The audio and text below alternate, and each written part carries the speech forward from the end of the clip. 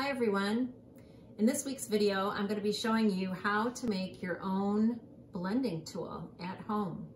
I know many of you don't have blending tools at home, so stay tuned and I'm going to show you how to make your own. I'm not giving you any new drawing assignment this week. Last week I did give you the challenge of making an artistic card or letter that I encourage you to mail out to somebody while we're in this quarantine at home. And the week before that, I gave you the Paisley project assignment, and I haven't seen any Paisley projects yet. So I'm guessing you're either still working on those or maybe you haven't even started yet. So I don't want to overwhelm you with a lot of projects.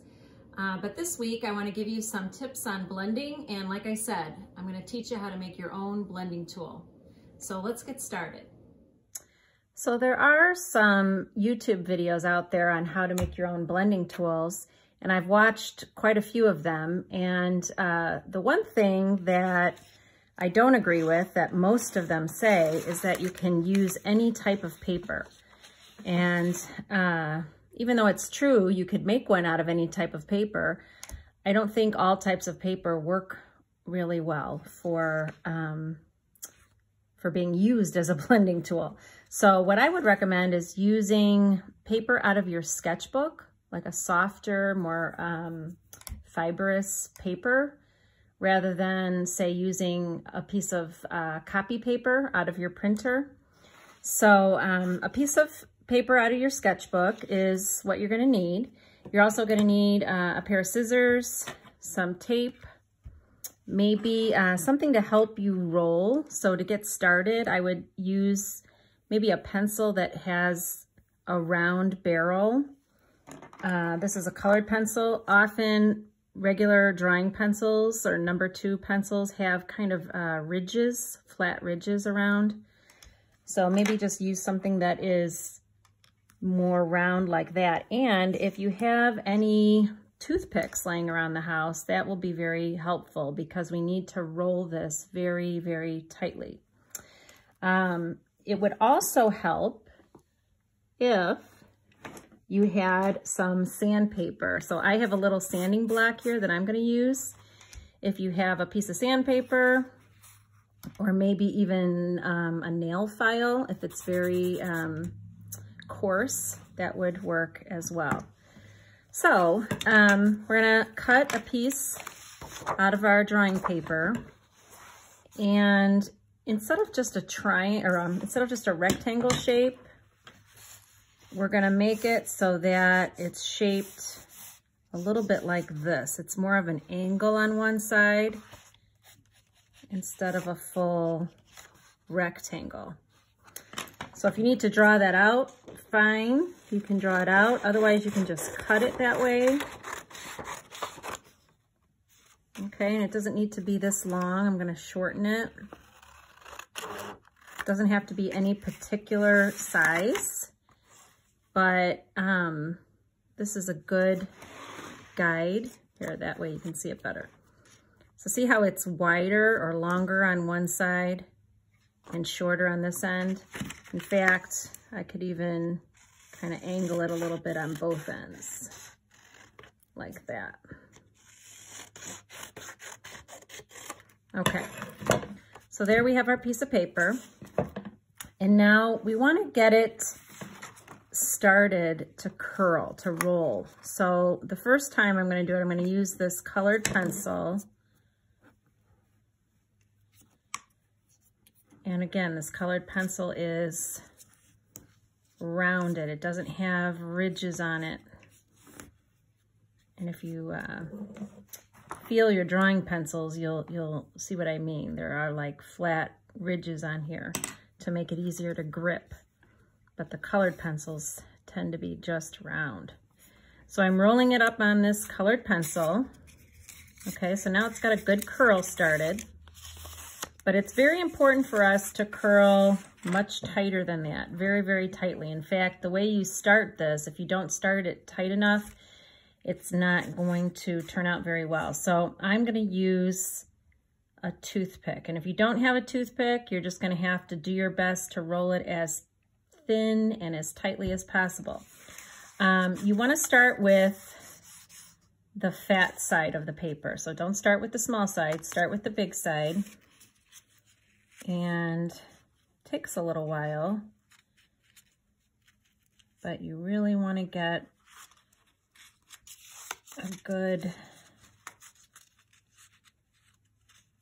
start to this curve.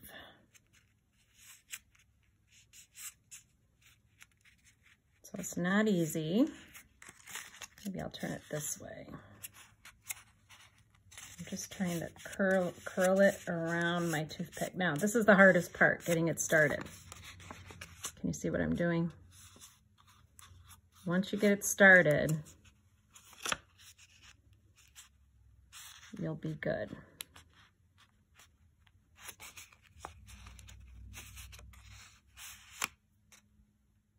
All right, so I got it started and I'm just holding it very, very tightly and I'm starting to roll it. See how skinny that is? I hope you can see what I'm doing here. Can you see how thin that, tightly and thin I'm rolling that? Now it's gonna start to kind of slide. So if it slides too much, you might want to just start over. And since you already got it started, it won't be so hard the second time. But try not to get it to slide too much, if you know what I mean.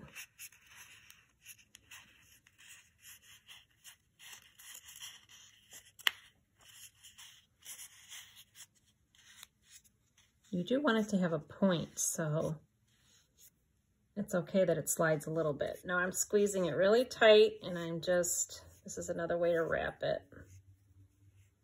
Okay. Okay, so before you tape it, of course you want to remove the toothpick. You don't want to leave the toothpick in there.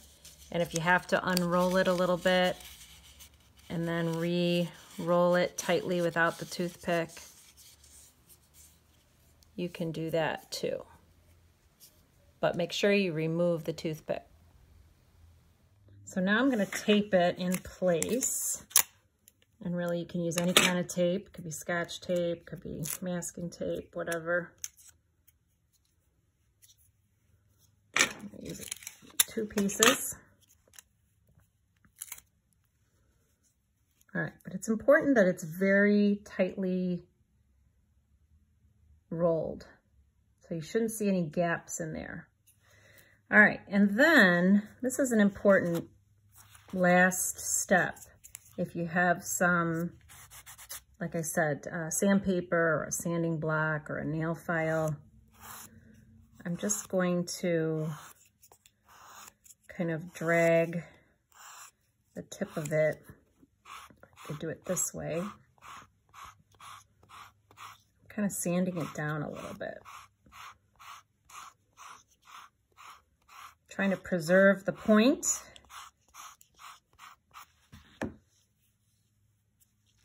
Now, you may have watched some videos where they use like a blade to do this. So I don't think that's necessary if you have some sort of sandpaper.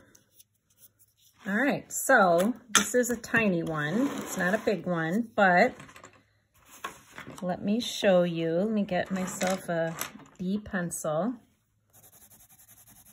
So that's a 6B, so there's some dark shading. And I'll do it in 2 spots. So here's my store-bought blending tool, which is a nice big fat one. Okay, and here's the one I just made.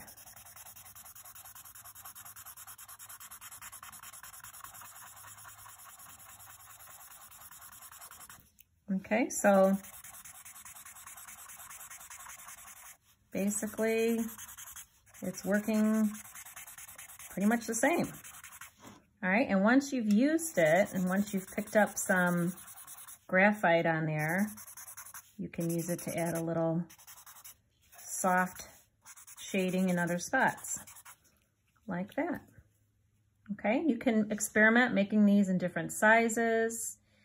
And again, I would recommend using a sheet out of your sketchbook, but you can experiment using different types of paper. Okay, so another simple way you can blend if you don't have a blending tool and you don't want to make a blending tool. Of course, you can always use your finger, right? So we've talked about that. And we've talked about how, you know, technically you're not supposed to use your finger because your skin has oils on it, and there's oil in your skin, and that will come off onto your drawing. But even so, I use my finger many times, and I'm sure you do too. But I don't think blending with your finger works as well as using a blending tool. Here's another thing you can use, a Q-tip, just a very common everyday household item. And it's not going to work as well as your blending tool, but it does work. Okay? So you'll notice, now watch when I use the blending tool. I think it softens it maybe just a little bit more. Blends it just a little bit more. Maybe it's a subtle difference, but that's another option, using a Q-tip. Okay? Also, if you're gonna do any shading or sketching with charcoal, this is a charcoal pencil. Charcoal pencil is much softer than your B pencils. And so what you could use to blend charcoal is a paintbrush. Okay, so a paintbrush can be used as well. Now that's not going to work as well with your B pencils, but with a soft charcoal pencil, you can try using a paintbrush. Of course, you'd want to wash this brush when you're done. So those are just some other ways that you can blend.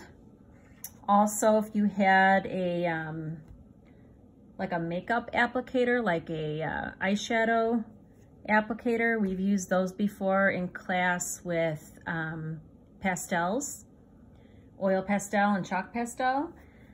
So you could also use that to blend your pencil. So there's a lot of different ideas for blending your pencil in your drawing.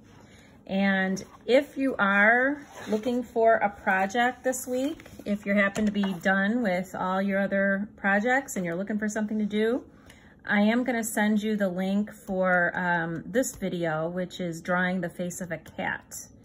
And you can see that I have a lot of shading and blending going on in this drawing. So if you would like to do this project, I'm including the link to this video to you as well.